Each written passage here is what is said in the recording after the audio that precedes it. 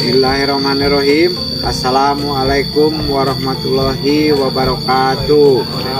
Sampurasun.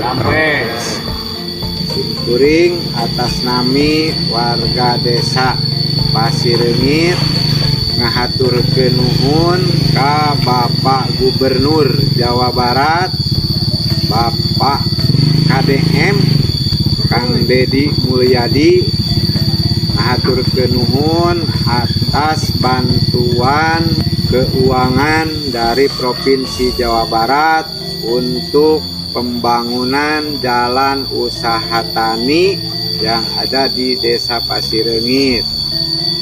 Atas nama kelompok tani Ciong ngahaturkeun nuhun pisan, mudah-mudahan ku ayana pembangunan jalan usaha tani Ciong ieu langkung ningkatkeun kesejahteraan masyarakat, khususnya para petani nu aya di Desa Pasireungit.